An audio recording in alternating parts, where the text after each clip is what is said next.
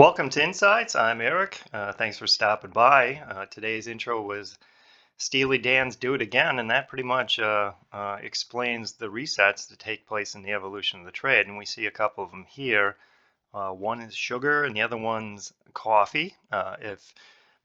As always, if you want to better understand these conversations and reviews, click on the evolution of the trade link here and study in detail the four phases. Right now, this is alignment and energy phase, or phase three, which we call the resets. We see two of them that I've isolated here.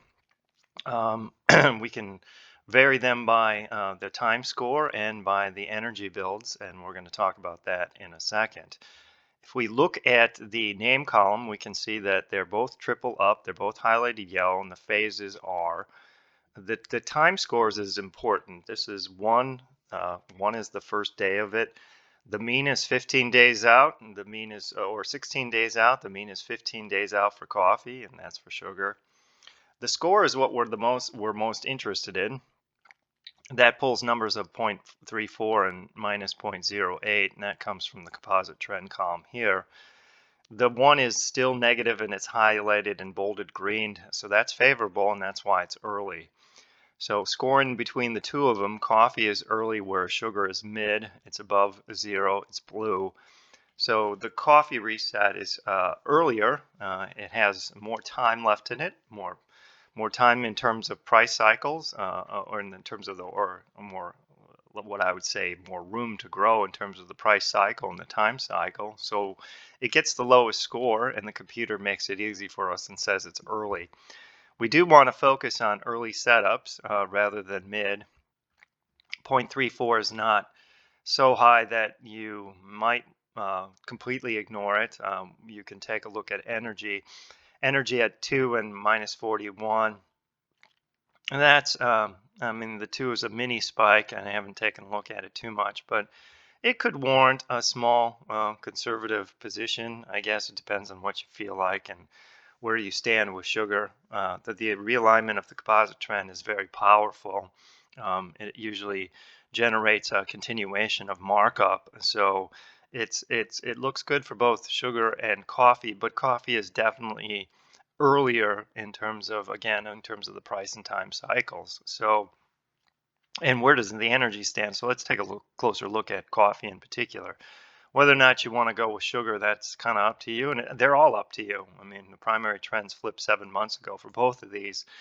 They're both up about 24 and 23%, so very similar. Whether you want to escalate the core, that's up to you. I mean, I'm not here to tell you. You read the matrix as well as I, and so those are decisions everyone has to make as an individual. I'm going to take a look at coffee here in this particular review. We're going to look at the daily price bars, and we can see that the price reacted here, and it fell into the I've highlighted, and this is pulled from the reversal tabs, and this is the coffee, and I pulled this over into under the price chart. And I recommend you guys do this every day in order, or whenever you're trying to make a decision and try to understand where prices lie. There's a lot of support on the weekly time frame. This is the weekly, and this is the monthly. I tend to ignore the daily because there's a lot of information there, unless you're day trading or short-term trading. The price at 46 is well above a big congestion zone around 44, which is right around here. So it is looking pretty good, and it held that, and we snapped back above that. We do have quite a bit of resistance at 48. You can see all the 48s here. Here's the weekly, and here, and the monthlies are right here, and there's a lot of 48s. So right around in here is where it's going to find some real resistance again. After that, it really picks up. I mean, then you start to hit 51, 52, 53, and up to 65. So if we can clear above 48, this has the real potential for acceleration as we hit an air pocket in between the reversal zones. So this is an interesting setup. It doesn't mean that the consolidation has to be over. This can be a false reset or non-viable. So how do we assess that? We assess that by energy. So we have a reset here where it's taking off, but we didn't have a major energy build. The best energy build we had was right about here. It wasn't statistically significant, but it was big enough. We had a mini spike, but we've come back down from that, and it doesn't look like we even cleared the zero line. So the energy build isn't super high. I mean, you like to see it to get above zero to suggest there's enough energy, but there still is enough energy for continuation, even if we close above 48, because you can drag DI and DI2 well below the -60 threshold, as you see, like here and down in here. So at this, there's really this distance between here and here to push price up, at least make a run for the 48 or make a run for the air pocket that's above 48. If we get above 48, I can almost assure you that DI and DI2 are going to be down in this area at some point. And at that point, you're going to get a blocking dome, and it's probably will be time to take some profits. But this is a reset that is not set up by a monstrous energy build. It's okay. There's some room there, so take that accordingly. How much you want to chase, or whether even you chase this reset, really depends on energy. It's not a hands down winner in terms of the size of the energy build, but there's enough energy there for continuation. And the fact that we know that it's early means the cycle, this could just be a subtle pause and a continuation of the rally, because this is still a pretty early trend. So that is favorable. In addition to the energy build, we can see the public and pro index. Here's the price for Joe, and here's the pro index, and here's the public index. We can sell. The public sold a lot into the decline from here to here. Here's the public was doing a lot of selling. And we can see that the professionals were buying, and so much so that the professionals took out the previous high here, even as the price consolidated and turned down. So there's a lot of professional buying, and that's because the pros probably recognize this as an early cycle still, an early designation, and they're not too afraid yet, and it will probably stay that way until we enter mid-cycle, and then we push and get extended.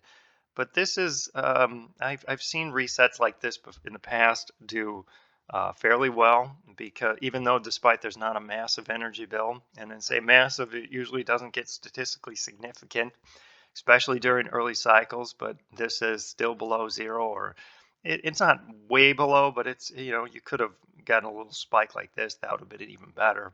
But there is enough energy left here for it to make a run for 48, or even to break into the air pocket. They're all possibilities. Remember, once the reset takes place, there's not too much room left to chase, and then you're just going to have to watch and wait. And if the reset fails, you can exit the position, but there's a lot of support down at the 44 range right here. So if we go into a consolidation pattern again, we could test here. And as long as we pop back up again above 44, you'll get another reset. Maybe that reset will have a slightly stronger energy build. We don't know. Those are things to watch. So that's how you want to put this stuff into play in terms of whether or not you escalate it. I don't see anything wrong with escalating this one. It's not a home run in terms of like a great energy build, but it's also an early reset in a trend that's only been up for 7 months. And there's not coffee. I long ago said it was going to be a decent play, or could be a very decent play, and we are reaching that. And I also will add, before I close out this review, that June is coming to a close. That's a weak month. And then we start to get into a favorable time frame all the way up until September. So coffee could be setting up itself for a month or two rally easily, given the profile, given the setup. So these are choices that you have to make, and then we're just interpreting the matrix in terms of the evolution of the trade.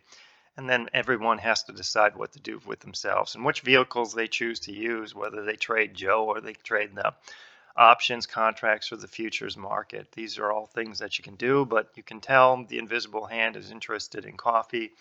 Primary trend is up. The composite trend just reset. So if you have any questions about how coffee or sugar is moving through the evolution of the trade, contact me directly. If not, set yourself up and keep an eye on this and watch the daily trend now.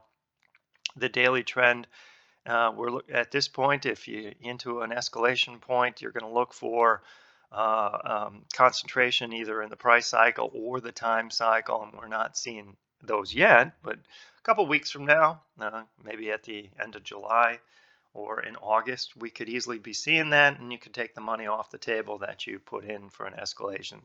They're not guarantees. These are all possibilities, and you're just playing them by the odds. And that's what fractal trends do. They show us when they align. When they align, the odds go up for continuation, and the odds favor anything that's ready to jump the creek.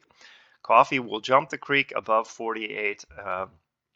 And it could be a significant move if that happens. I'm not saying it's going to happen. I have no idea. But if it does, there's not much between that and the mid 50s, lower 50s. So you get 2, 3, 4 points quite easily inside of an air pocket. And I think after the 50s, there's not much until you hit 65. So this thing really could take off. So I'm not forecasting that. The decision here is just whether or not to buy the reset. So if you have any questions, let me know. Contact me. If not, keep an eye on coffee and enjoy the rest of your trading day.